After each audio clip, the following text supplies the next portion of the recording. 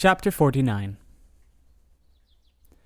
2 days after Mr. Bennet's return, as Jane and Elizabeth were walking together in the shrubbery behind the house, they saw the housekeeper coming towards them, and, concluding that she came to call them to their mother, went forward to meet her.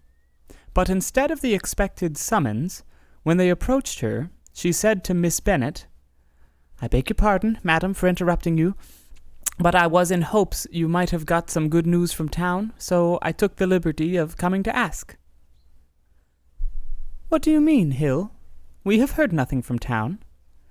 "Dear madam," cried Mrs. Hill, in great astonishment, "don't you know there is an express come for master from Mr. Gardiner?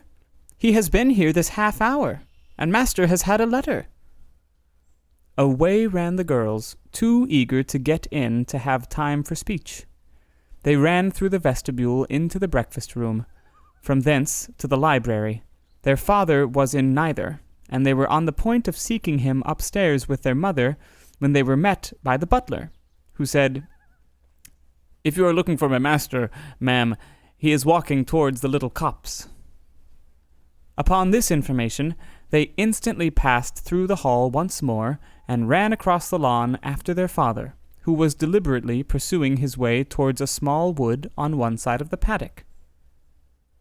Jane, who was not so light, nor so much in the habit of running as Elizabeth, soon lagged behind, while her sister, panting for breath, came up with him, and eagerly cried out, "Oh, papa, what news, what news? Have you heard from my uncle?" "Yes, I have had a letter from him by express." "Well, and what news does it bring? Good or bad?" "What is there of good to be expected?" said he, taking the letter from his pocket. "But perhaps you would like to read it." Elizabeth impatiently caught it from his hand. Jane now came up. "Read it aloud," said their father, "for I hardly know myself what it is about." Gracechurch Street, Monday, August 2nd. My dear brother, at last I am able to send you some tidings of my niece, and such as, upon the whole, I hope will give you satisfaction. Soon after you left me on Saturday, I was fortunate enough to find out in what part of London they were. The particulars I reserve till we meet. It is enough to know they are discovered. I have seen them both. "Then it is as I had always hoped," cried Jane. "They are married." Elizabeth read on. "I have seen them both. They are not married, nor can I find there was any intention of being so. But, if you are willing to perform the engagements which I have ventured to make on your side, I hope it will not be long before they are. All that is required of you is to assure to your daughter, by settlement, her equal share of the £5,000 secured among your children after the decease of yourself and my sister, and, moreover, to enter into an engagement of allowing her, during your life, £100 per annum.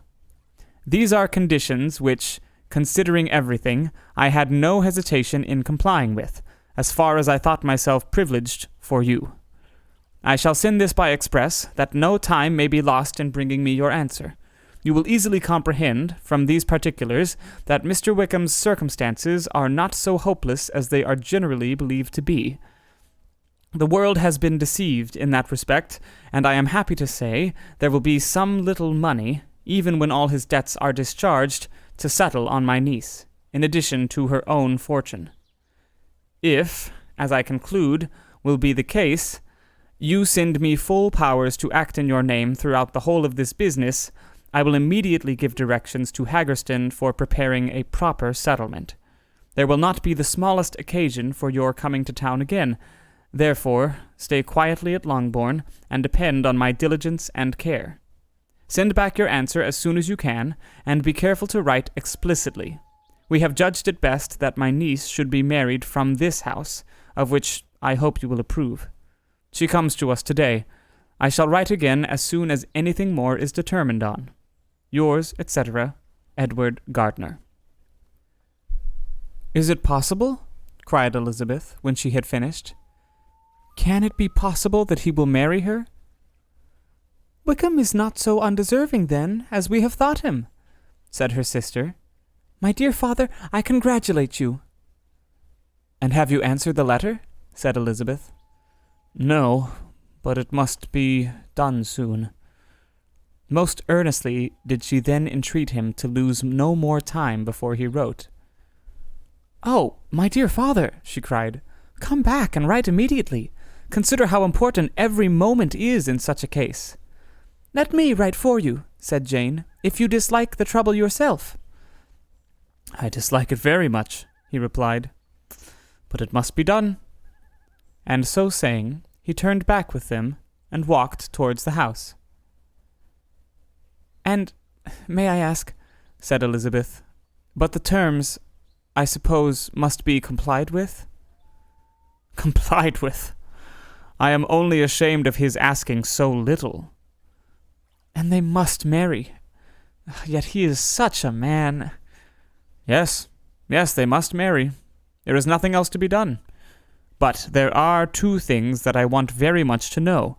One is, how much money your uncle has laid down to bring it about, and the other, how I am ever to pay him. Money? My uncle? Cried Jane. What do you mean, sir? I mean that no man in his proper senses would marry Lydia on so slight a temptation as 100 a year during my life, and 50 after I am gone. That is very true, said Elizabeth, though it had not occurred to me before. His debts to be discharged, and something still to remain. Oh, it must be my uncle's doings. Generous, good man, I am afraid he has distressed himself. A small sum could not do all this. No, said her father. Wickham's a fool if he takes her with a farthing less than 10,000 pounds. I should be sorry to think so ill of him in the very beginning of our relationship. 10,000 pounds? Heaven forbid, how is half such a sum to be repaid? Mr. Bennet made no answer, and each of them, deep in thought, continued silent till they reached the house. Their father then went to the library to write, and the girls walked into the breakfast-room. Are they really to be married? Cried Elizabeth, as soon as they were by themselves. How strange this is, and for this we are to be thankful, that they should marry, small as is their chance of happiness, and wretched as is his character. We are forced to rejoice. Oh, Lydia. I comfort myself with thinking, replied Jane, that he certainly would not marry Lydia if he had not a real regard for her. Though our uncle has done something towards clearing him, I cannot believe that 10,000 pounds, or anything like it, has been advanced. He has children of his own. He may have more. How could he spare half 10,000 pounds? If we are ever able to learn what Wickham's debts have been, said Elizabeth, and how much is settled on his side on our sister, we shall exactly know what Mr. Gardiner has done for them, because Wickham has not sixpence of his own. The kindness of my uncle and aunt can never be requited. Their taking her home, and affording her their personal protection and countenance, is such a sacrifice to her advantage as years of gratitude cannot enough acknowledge. By this time she is actually with them. Oh, if such goodness does not make her miserable now, she will never deserve to be happy. What a meeting for her when she first sees my aunt. We must endeavor to forget all that has passed on either side, said Jane. I hope and trust they will yet be happy. His consenting to marry her is a proof, I believe, that he is come to a right way of thinking. Their mutual affection will steady them, and I flatter myself they will settle so quietly, and live in so rational a manner, as may, in time, make their past imprudence forgotten. Their conduct has been such, replied Elizabeth, as neither you, nor I, nor anybody can ever forget. It is useless to talk of it. It now occurred to the girls that their mother was, in all likelihood, perfectly ignorant of what had happened. They went to the library, therefore, and asked their father whether he would not wish them to make it known to her. He was writing, and, without raising his head, coolly replied, Just as you please. Maybe take my uncle's letter to read to her? Take whatever you like, and get away. Elizabeth took the letter from his writing table, and they went upstairs together. Mary and Kitty were both with Mrs. Bennet. One communication would, therefore, do for all. After a slight preparation for good news, the letter was read aloud. Mrs. Bennet could hardly contain herself.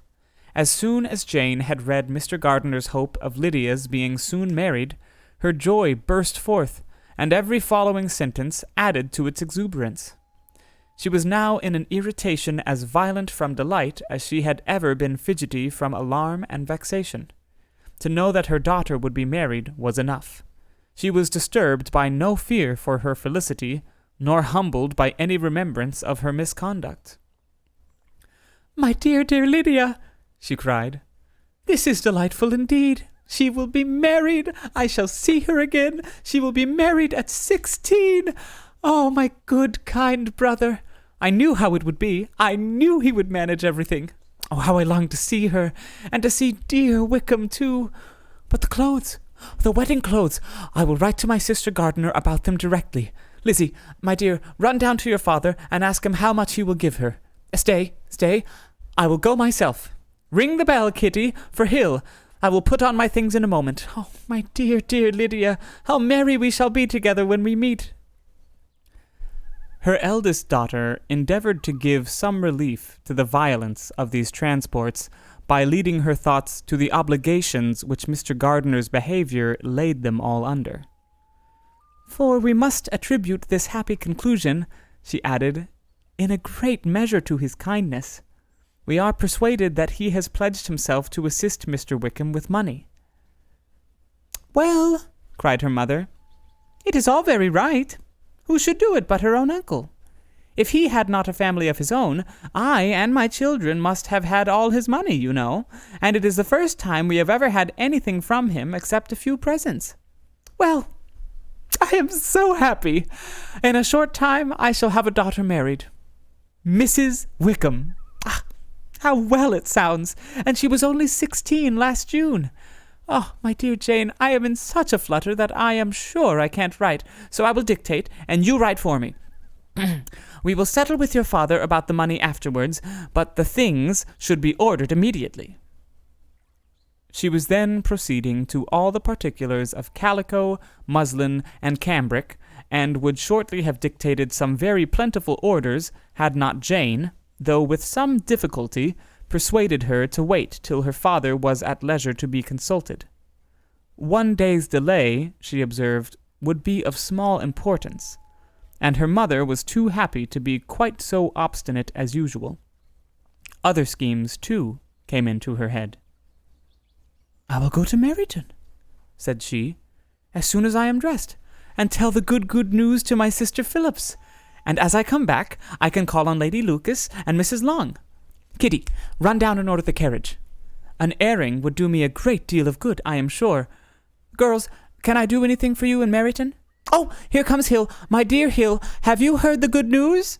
Miss Lydia is going to be married, and you shall all have a bowl of punch to make merry at her wedding." Mrs. Hill began instantly to express her joy.